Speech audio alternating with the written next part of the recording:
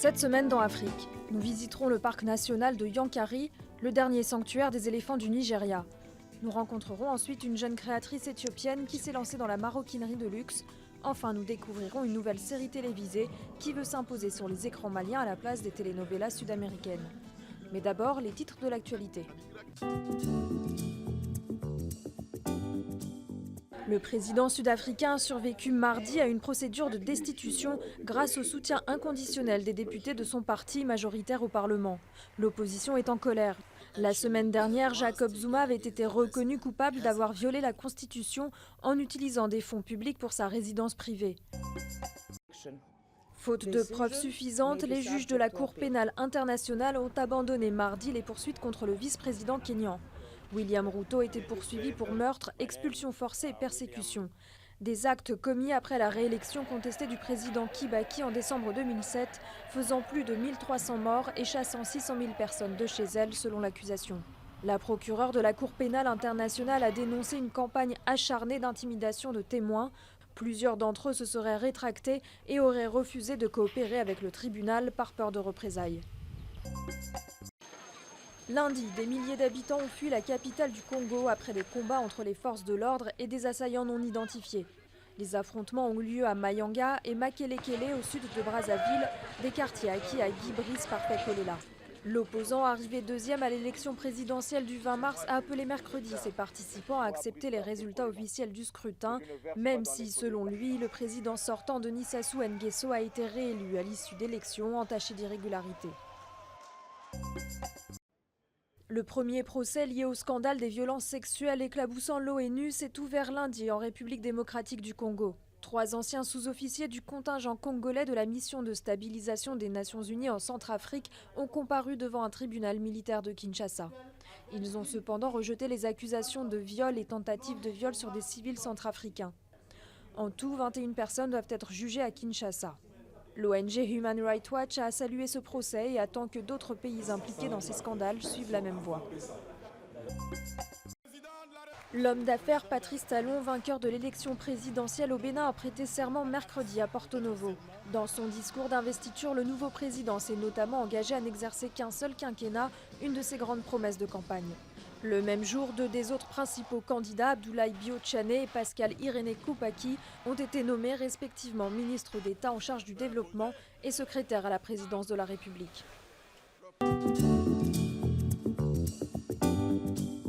Pendant des années, Hachimou Abdoulaye a fabriqué des armes pour le braconnage d'éléphants. Aujourd'hui, il poursuit son activité, mais c'est pour protéger les derniers éléphants en liberté du Nigeria. Chaque jour, des rangers patrouillent dans le parc naturel Yankari dans le nord-est du Nigeria.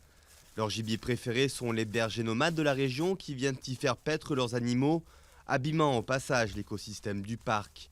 Mais un danger bien plus grand guette toutefois les dernières populations d'éléphants et leur ivoire. Les braconniers sont la plus grande menace pour la réserve. Ils attaquent les animaux pour leur viande et ils la vendent ensuite. Le parc de Yankari est la plus grande réserve naturelle du Nigeria et assurer la protection des quelques espèces animales encore présentes est un défi quotidien dans cet espace sauvage grand comme le Luxembourg. Abdoulaye est en charge de l'armurerie de la réserve. Depuis son arrivée il y a 4 ans, il a saisi pas moins de 200 fusils. Les chiffres du braconnage et du pâturage illégal sont en baisse grâce aux formations que nous avons reçues et grâce aux armes dont nous disposons désormais. La lutte contre le braconnage est devenue la priorité du parc pour protéger les quelques 300 derniers éléphants. 80 rangers se relaient nuit et jour, mais l'argent manque. 30 € par kilomètre carré sont consacrés au parc, contre près de 450 € pour les parcs en Tanzanie ou en Afrique du Sud. Avant, on retrouvait 10 à 20 carcasses d'éléphants par an. L'année dernière, nous en avons eu juste 2.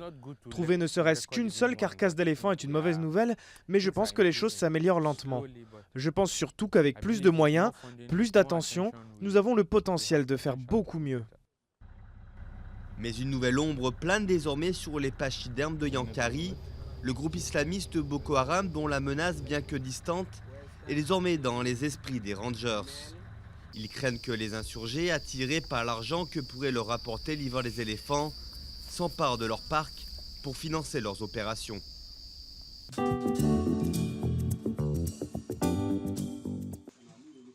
Une marque de maroquinerie de luxe fabriquée à 100% en Éthiopie. Abay Schulz a grandi dans un orphelinat dans le nord-est du pays. À 11 ans, sa vie a basculé. Adoptée par une famille américaine, elle part s'installer aux États-Unis et reviendra 15 ans plus tard, une licence d'économie en poche. Travailler le cuir était une évidence pour elle. L'Éthiopie est l'une des plus grandes terres d'élevage en Afrique et se classe numéro 10 dans le monde. Donc je veux me concentrer sur des articles en cuir et j'ai effectué mes recherches sur les tanneries et les potentiels producteurs. Voilà comment je me suis retrouvée à créer une entreprise qui produit des sacs à main en cuir. Son objectif, prendre part à la transformation économique du pays en proposant des produits de qualité. Son entreprise ZAF a généré de l'emploi. Aujourd'hui, 17 personnes travaillent pour Abay, dont 10 artisans. Mais gérer une entreprise en Éthiopie n'est pas toujours de tout repos. Coupure d'électricité fréquente, difficulté à trouver une main-d'œuvre qualifiée ou à se faire parvenir certaines matières premières. Mais pour ses employés, Abay est un modèle de réussite. Elle est très créative et en même temps, elle arrive à régler les problèmes très rapidement. Elle m'a appris à réfléchir et j'ai beaucoup appris grâce à elle. Des produits de qualité qui ont un coût, ces sacs sont vendus entre 70 et 700 $. L'entreprise produit aujourd'hui plus de 400 sacs par mois, soit 4800 par an. La majorité part à l'export. Abay a ouvert un magasin en mars dernier à Addis, la capitale. Aujourd'hui, les Éthiopiens font aussi partie de sa clientèle. Je suis très heureux que des produits de chez nous, faits dans notre pays, se vendent dans les pays occidentaux, en Europe et en Amérique. Cela génère des devises étrangères dans notre pays et en plus, cela encourage les entrepreneurs locaux. Abay Schulz fait partie d'un grand nombre de créateurs éthiopiens qui se penchent désormais vers le marché du luxe. Des standards haut de gamme dans un pays où le salaire mensuel moyen est en dessous des 40 $ selon la Banque mondiale. Mais la clientèle est là.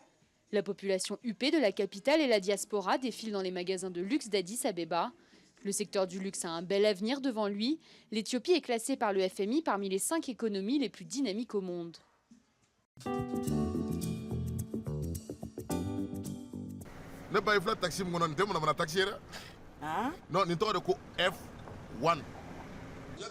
À bord du taxi de F1, héros de la nouvelle série Taxi Tigui, diffusée depuis le 14 mars dernier sur la chaîne nationale malienne, chaque client est prétexte à un sketch, à une aventure rocambolesque. Nos personnages sont très caricaturaux, mais en même temps on découvre toute la société bamakoise, les riches, les pauvres, les villageois, les djeli, mousseaux, qui sont les griots, etc. Enfin, tout le monde passe dans le taxi de notre héros F1. Produite grâce au soutien d'acteurs économiques locaux, la série a été tournée en bambara, principale langue parlée au Mali, afin de toucher toutes les couches de la population. Son acteur principal, un brin dragueur et grande gueule, nous conduit avec le sourire dans les méandres de la capitale malienne. Parce qu'il est toujours de bonne humeur. Donc à travers ces F1, on nous raconte les faits sociaux.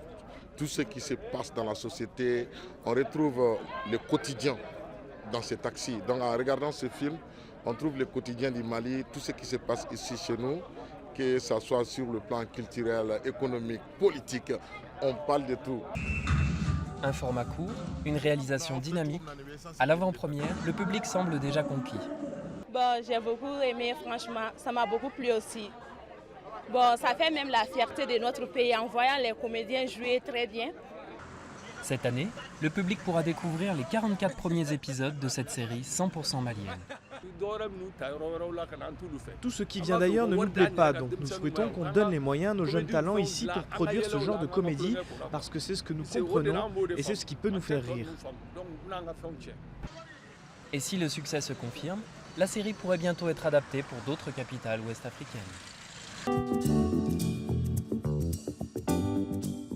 La semaine prochaine, nous irons à Chibok, au Nigeria, où 2 ans après l'enlèvement de plus de 200 lycéennes par Boko Haram, les habitants réclament la reconstruction du lycée. À la semaine prochaine.